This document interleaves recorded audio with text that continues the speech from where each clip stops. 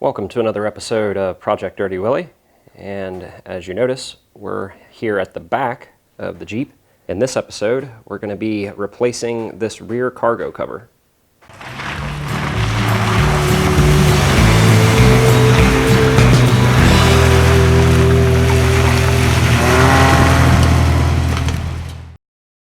Like I said, we're going to be replacing this rear cargo cover, and by cargo cover, I mean this cardboard / wood flap, whatever you have it, with a product from Tuffy. It's actually called the Tuffy Cubby cover. Yeah, I think the name needs a little bit of work, but it's a really cool product. It replaces this cardboard piece here with a lockable steel cover. So the first thing we're going to do is go ahead and fold our seat forward. From what I've heard, Tuffy is a really good product. They make really good products, but their instructions leave a little bit to be desired. You want to do what I'm doing, just removing your little cardboard cover and your plastic insert.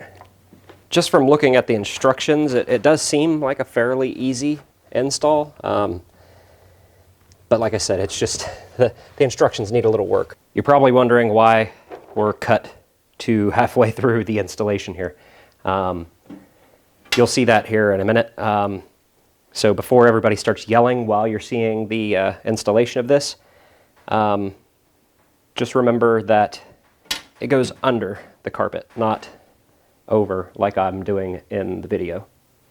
Now we're actually going to try to install the cubby cover, and again, I really think that name needs some work, but that could just be me. But the first thing is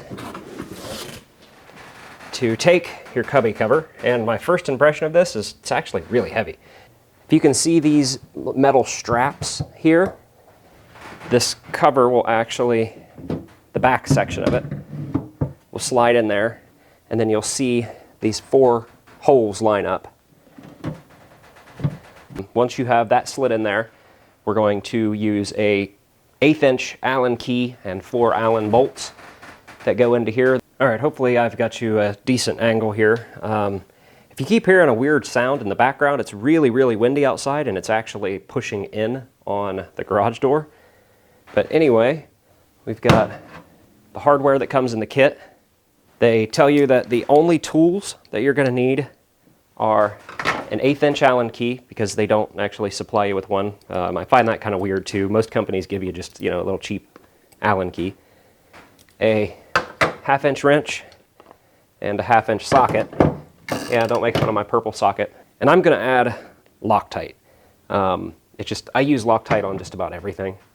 Our first step is going to be to take one of our little Allen bolts and the small washers, and we're going to go ahead and get all these started in these 4 holes here.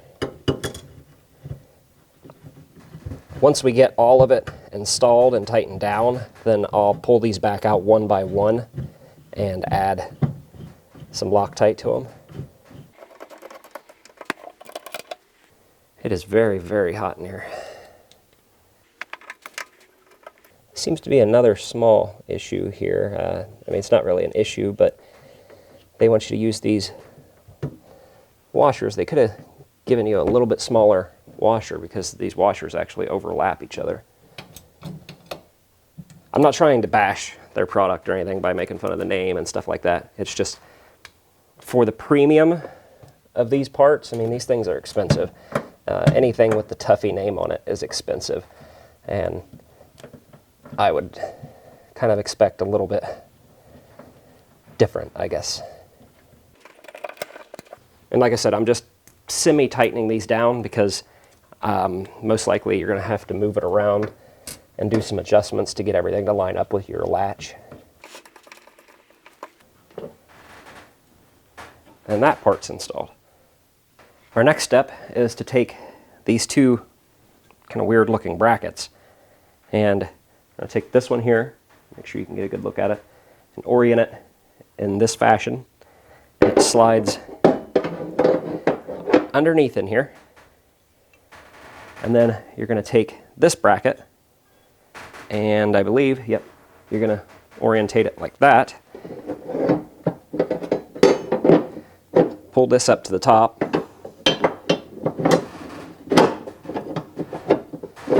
And basically fit them together. And then you're going to take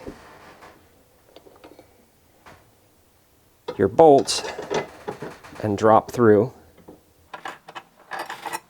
But of course, I'm not paying attention. But anyway, you take your washer and your bolts and drop through. And then a washer on the underside. And then your nylon lock nuts. Then you want to tighten them down.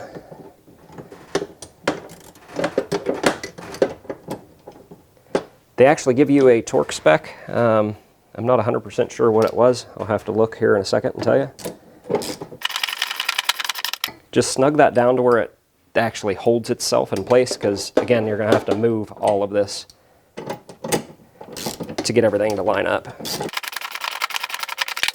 Okay, the torque spec they give is 15 foot-pounds, which I find it weird that they give a torque spec, but as,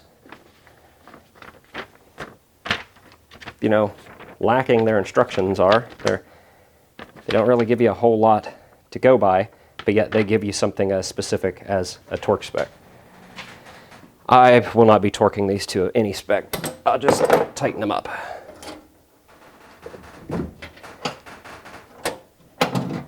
You have to kind of push down a little bit.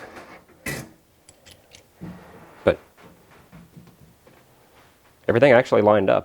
That's kind of surprising. I'm going to leave that locked, and I'm going to pull these out one at a time and put some thread locker on them. They say in the instructions, well, they don't say anything. They show a picture of a razor knife.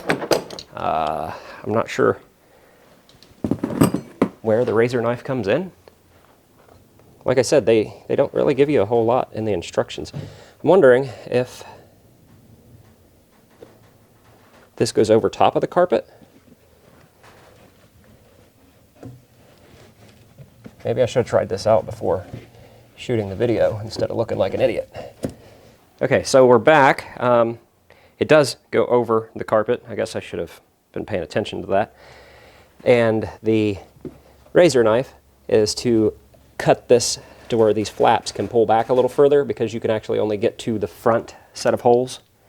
So you need to trim this back just a little bit. Now you just run your 4 little Allen bolts back in like I showed you before. Just remember, you have to push this under the carpet. Even if they are really lacking instructions, I guess they can still be important.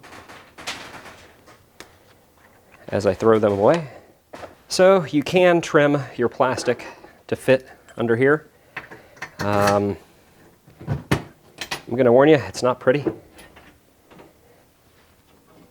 You have to do a lot of cutting. I really don't care what this part looks like, because when you close this,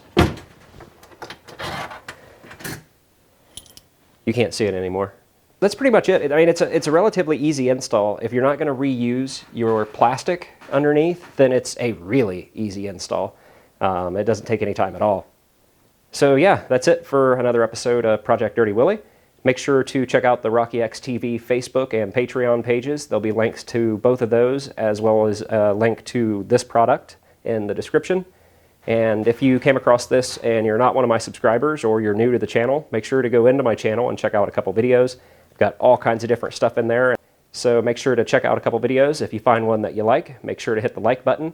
If you have something to say, leave it down in the comments. And if you find a couple videos that you like, don't forget to subscribe to my channel.